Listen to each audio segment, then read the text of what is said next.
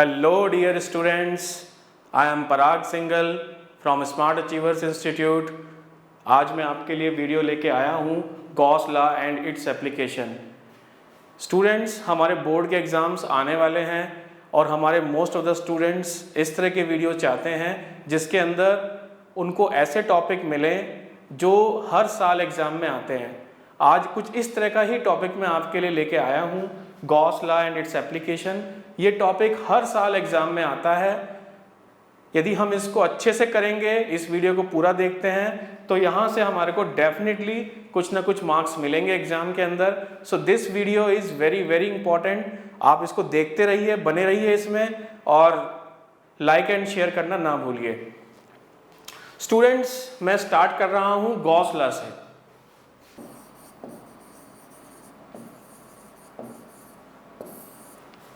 तो जैसा कि हम जानते हैं, इस पर्टिकुलर टॉपिक के अंदर, इस चैप्टर के अंदर हमारे को बहुत सारे प्रॉब्लम्स के अंदर इलेक्ट्रिक फील्ड निकालना पड़ता है और इलेक्ट्रिक फील्ड निकालने के लिए हमें इलेक्ट्रिक फील्ड का फॉर्मूला यूज़ करना पड़ता है।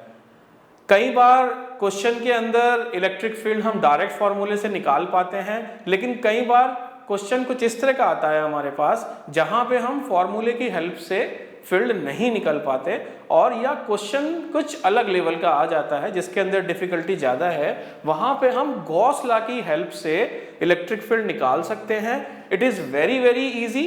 यदि हम गॉस लॉ को यूज़ करते हैं तो इसकी हेल्प से हम काफ़ी आसानी से इलेक्ट्रिक फील्ड निकाल सकते हैं और आप देखेंगे कि ये हर साल ही एग्ज़ाम में आता है। तो इसको स्टार्ट करते हैं, कैसे हम इलेक्ट्रिक फील्ड इससे निकालते हैं। सपोज यहाँ पे हमारे पास एक पॉजिटिव चार्ज है Q और हमें इसके लिए इलेक्ट्रिक फील्ड निकालना है। तो we know the electric field lines for this charge, these are the electric field lines. तो गॉस लॉ के अंदर हम क्या करते हैं, हम एक गॉसियन सरफेस बनाते हैं।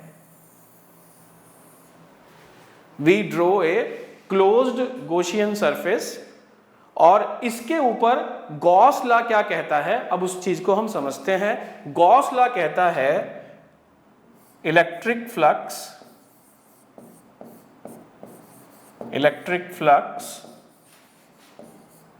Through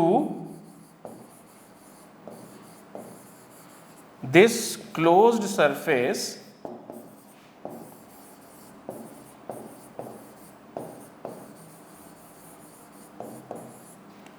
electric flux through this closed surface equal to the 1 by epsilon times charge enclosed by surface।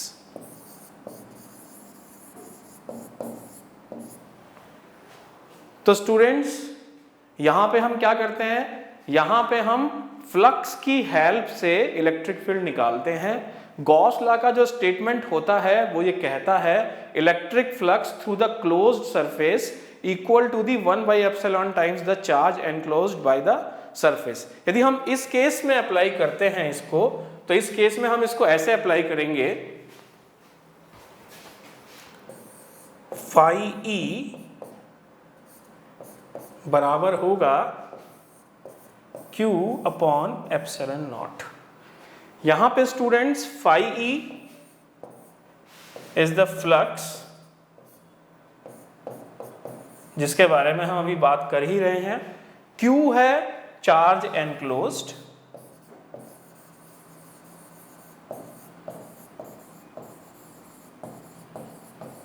and epsilon naught, we already know epsilon naught is a constant। epsilon naught is a constant।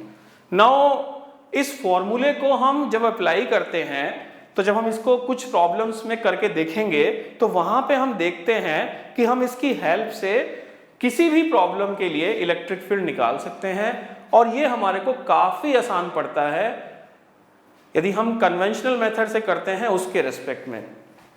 तो आइए देखते हैं इसको। यदि हम phi की बात करें फाई ई यहाँ पे फ्लक्स है, और फ्लक्स के केस में फॉर्मूला जो होता है वो होता है E डॉट एस। यहाँ पे E इलेक्ट्रिक फील्ड होता है, S सरफेस एरिया होता है, और यहाँ पे यदि हम सरफेस एरिया को देखें, यहाँ पे हम इसको एज ए वेक्टर ले रहे हैं। तो यहाँ पे जो E है, E is the electric field vector,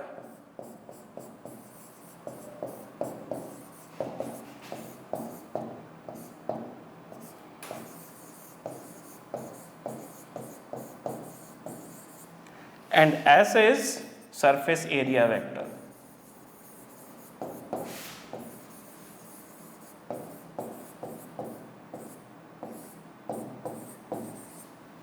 तो यदि हम देखते हैं कि इलेक्ट्रिक फील्ड वेक्टर और सरफेस एरिया वेक्टर, यदि हम इनको डॉट प्रोडक्ट करते हैं तो हमें फाई ई मिल जाएगा, और फाई ई को हम गॉस लॉ में यूज करके Q इक्वल्स टू एप्सिलॉन के बराबर हम जो भी इलेक्ट्रिक फील्ड होगा प्रॉब्लम के अंदर वो हम निकाल सकते हैं with the help of Gauss law.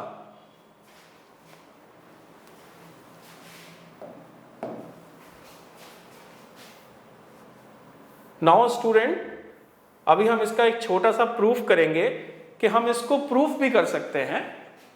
ये जो स्टेटमेंट हमने लिखा है इसको हम प्रूफ भी कर सकते हैं, ड्राइव भी कर सकते हैं, and it is very easy. देखते हैं इसको, बहुत ही इजी है ये। तो proof, now we see the proof.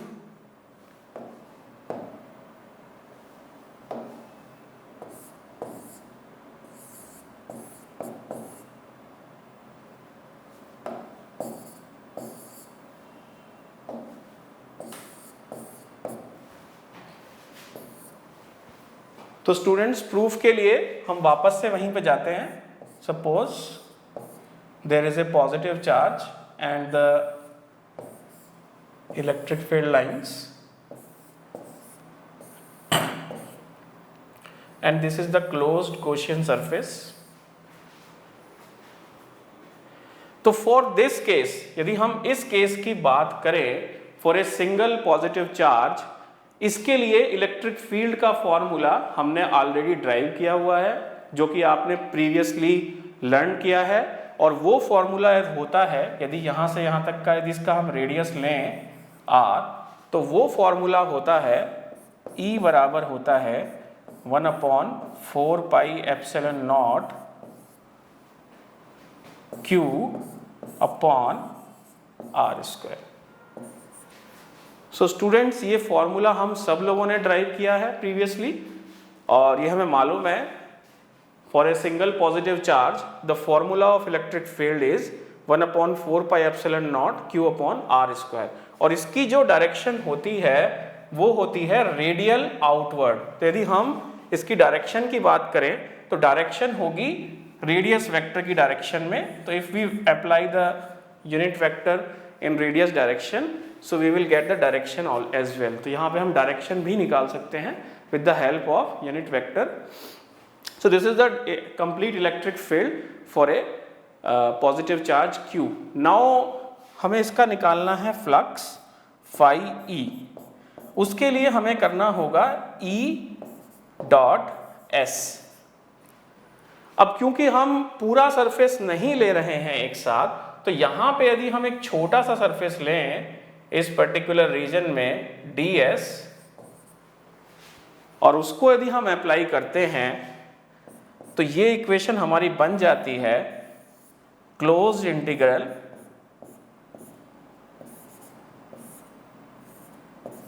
E dot ds। यहाँ पे हम E की वैल्यू रखेंगे, ds की वैल्यू रखेंगे, और फिर इसको पूरा क्लोज सरफेस पे इंटीग्रेट कर देंगे।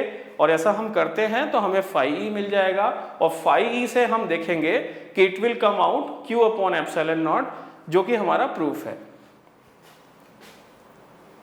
तो लिखते हैं ds, यहां पे यदि हमें मालूम है एरिया वेक्टर के लिए, जब हम एरिया वेक्टर लिखते हैं स्टूडेंट्स, तो एरिया वेक्टर के लिए जो वेक्टर होता है that is the normal in the outward direction. जब आप इसको वेक्टोरियली लिखेंगे तो we use a normal vector for the area vector. और जब आप इसको यहाँ पे रखेंगे ये सारी वैल्यूज, तो ये कुछ इस तरह से होगा, 1/4 pi epsilon not q upon r square r unit vector into ds and normal vector because we are using here as a area vector. No need of this. So यदि आप देखते हैं r यूनिट वेक्टर और normal vector ये दोनों same ही direction में हैं, unit vector in radial direction and normal unit vector to the area. यदि हम देखते हैं इन दोनों को, ये दोनों सेम ही डायरेक्शन में होते हैं, और जब हम इन सेम डायरेक्शन के डॉट प्रोडक्ट को करते हैं तो इसका आंसर 1 आएगा।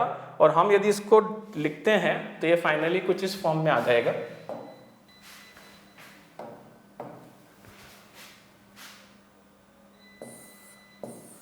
One upon 4 pi epsilon not q upon r square into ds। Now students यदि हम इसको देखते हैं, यहाँ पे this term is completely constant, इसको हम बाहर ले सकते हैं, 1/4 पाई एप्सिलॉन नॉट को हम बाहर ले सकते हैं, q upon r square is also constant, इसको भी हम बाहर ले सकते हैं, अंदर रह जाएगा surface complete integral of this close surface. और यदि हम देखें स्फेयर के केस में, यदि हम स्फेयर की बात करें, स्फेयर के केस में यदि हम एक सरफेस लेके उसको पूरी क्लोज सरफेस के ऊपर इंटीग्रेट करते हैं तो we get the surface area of this sphere. और इसका यदि रेडियस r है तो इसका जो सरफेस एरिया होगा, हमें सबको मालूम है स्फेयर का सरफेस एरिया होता है 4 पाई r स्क्वायर।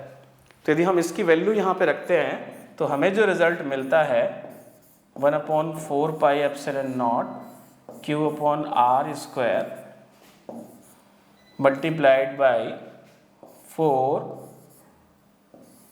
पाई r स्क्वायर। और हम देख सकते हैं यहाँ पे 4 पाई r स्क्वायर ऊपर और नीचे कैंसिल आउट हो जाता है, 4 pi r square, and finally we get q upon epsilon nought. और यदि हम गॉस लॉ के स्टार्टिंग की बात करें तो स्टार्टिंग में हमने यही स्टेटमेंट लिखा था, flux of field. So you can see here in the starting हमने यही लिखा था, flux of this field through this close surface is q upon epsilon not. तो it's a complete proof of this statement. तो यहाँ पे हम देख सकते हैं स्टूडेंट्स, हमने गॉस लॉ का कंप्लीट स्टेटमेंट भी दिया है और साथ में उसको प्रूफ भी किया है। और जैसा कि मैं आपसे पहले भी कह चुका हूँ, ये क्वेश्चन बोर्ड में हर साल आता है, तो यदि आप इसको करते हैं तो you will definitely get the marks. Now students हम देखेंगे application part of Gauss law. Application part के अंदर हम कुछ डिफिकल्ट केस के अंदर इलेक्ट्रिक फील्ड निकालते हैं जिनको आसानी से कन्वेंशनल तरीके से नहीं निकाला जा सकता। जैसा कि अब आप देख रहे हैं, यहाँ पे मैंने एक केस लिया है, electric field due to a infinite long straight wire of charge density lambda. तो यहाँ पे इस प्रॉब्लम के अंदर हमारे पास एक स्ट्रेट वायर है जिसका length is almost infinite, so it's a infinite long wire, इसकी लेंथ इनफाइनाइट है, and it's linear charge density, यहाँ पे हमारे को मालूम है इसका लीनियर चार्ज डेंसिटी हमारे को गिवन है लैम्डा।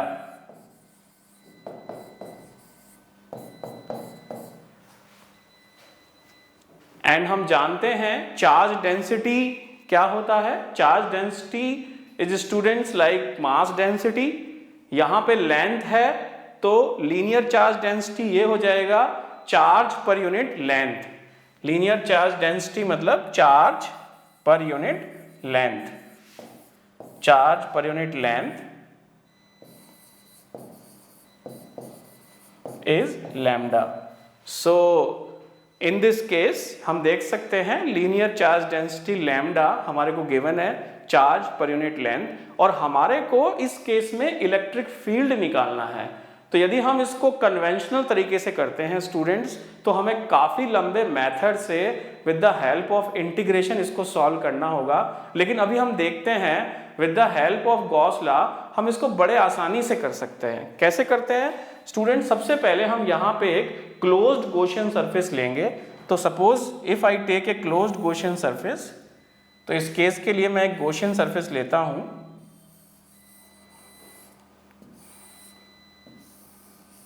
ओके स्टूडेंट्स, यहाँ पे हम एप्लीकेशन पार्ट कर रहे हैं और एप्लीकेशन पार्ट के अंदर हमने एक प्रॉब्लम लिया है। इसमें हमें इलेक्ट्रिक फील्ड निकालना है for an infinite long straight wire, और इसका चार्ज डेंसिटी लैम्डा हमारे को गिवन है।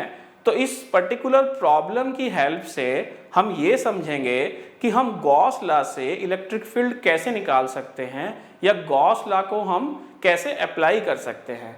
तो स्टूडेंट्स हम देख सकते हैं यहाँ पे मैंने एक स्ट्रेट लॉन्ग वायर लिया है। सो यू कैन सी हियर,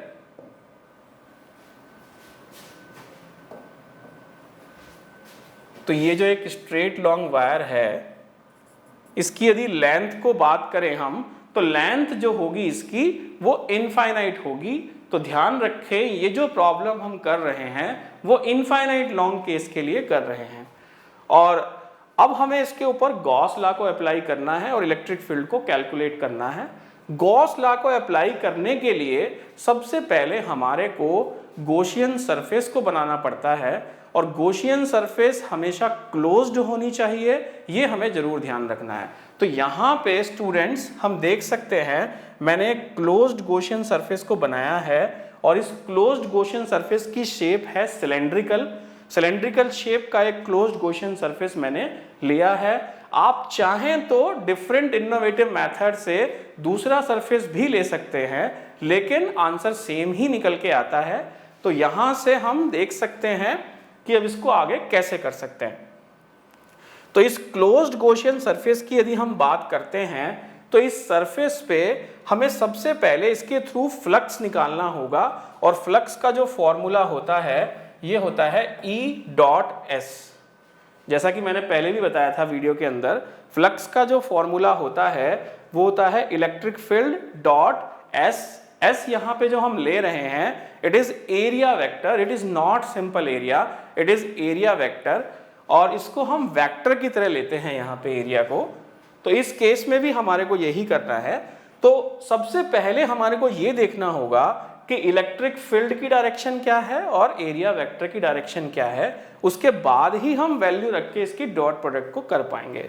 तो यदि हम देखें स्टूडेंट्स, डिफरेंट एलिमेंट्स कंट्रीब्यूट करते हैं किसी भी पॉइंट के ऊपर इलेक्ट्रिक फील्ड के लिए, और उन सब का यदि रिजल्टेंट इलेक्ट्रिक फील्ड की बात की जाए तो ये हमेशा उस पॉइंट पे नॉर्मली आउटवर्ड डायरेक्शन में निकल के आता है।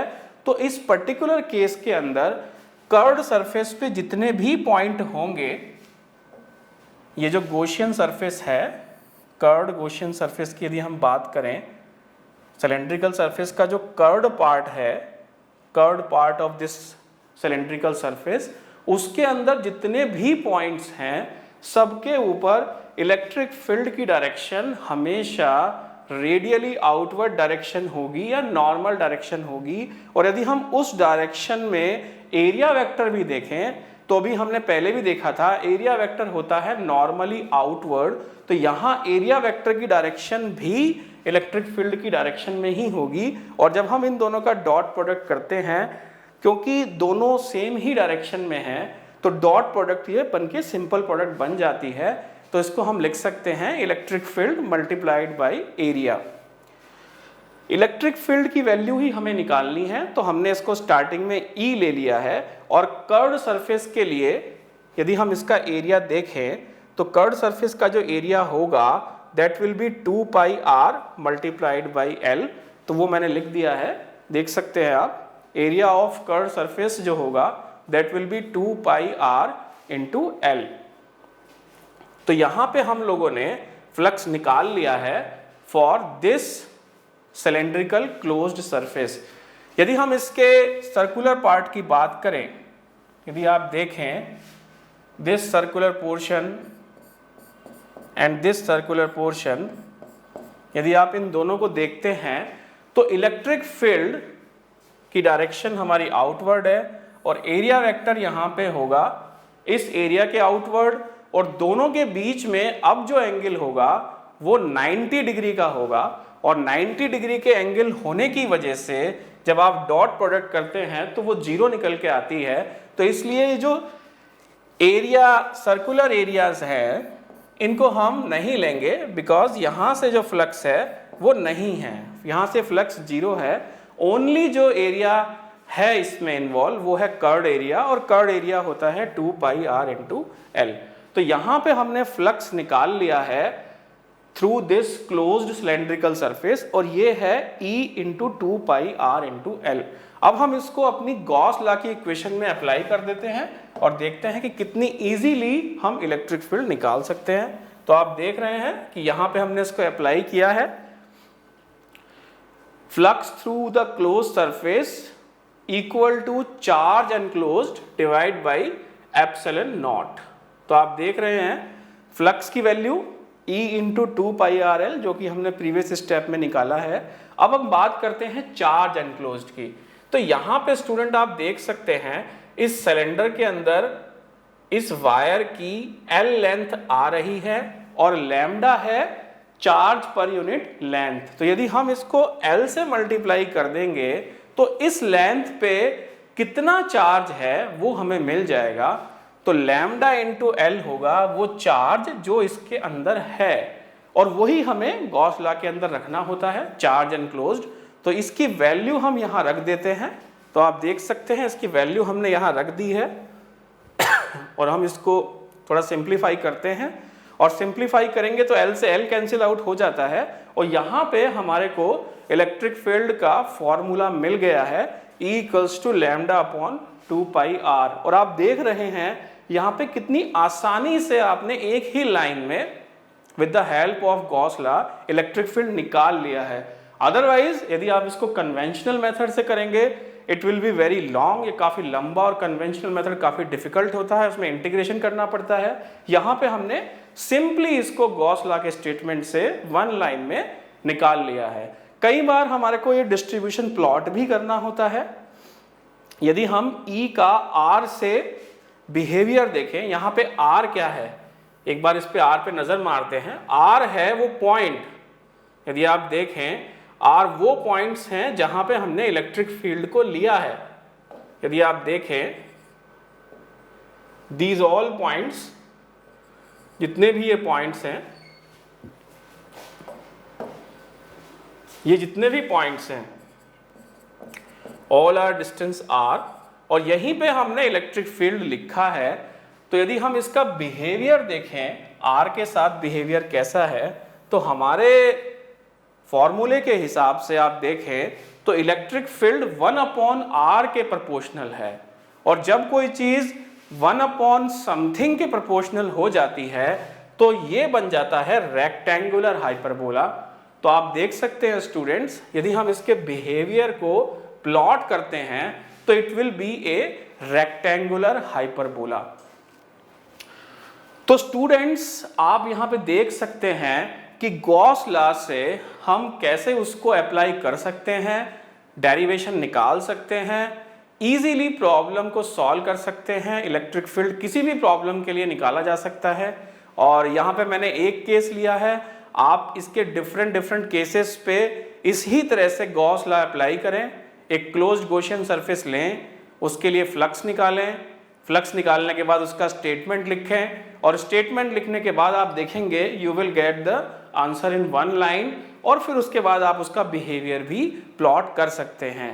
और एक चीज आप हमेशा ध्यान रखिएगा कि ये बहुत ही इंपॉर्टेंट टॉपिक है, इसके ऊपर हर साल बोर्ड के ऊपर क्वेश्चन आता है, और जैसा कि हमारे बोर्ड एग्जाम अभी आने वाले हैं तो इस छोटे से वीडियो से आप बड़े इजीली इसको लर्न कर सकते हैं और इजीली अपने बोर्ड एग्जाम के अंदर इसके ऊपर मार्क्स स्कोर कर सकते हैं। और इस तरह के वीडियो हमारी तरफ से इनिशिएटिव रहेगा कि आपको रेगुलरली मिलते रहें, और उनको लेने के लिए आप हमारे इस वीडियो को शेयर करना, लाइक करना ना भूलें, और साथ में हमारे चैनल को जरूर सब्सक्राइब करें ताकि ऐसे ऐसे वीडियोस जैसे ही हमारी तरफ से बनते हैं वो आपके पास पहुंच जाएं। और मेरी आगे से आपके लिए यही रहेगा कि मैं इस तरह के वीडियोस बनाता रहूं और आपके पास सेंड करता रहूं, ताकि आप इजीली उन टॉपिक्स को कर पाए जो मैक्सिमम बोर्ड एग्जाम्स में आते हैं, और अच्छे से अच्छे मार्क्स आप एग्जाम में स्कोर कर पाएँ। Thank you so much for watching this video. Thank you.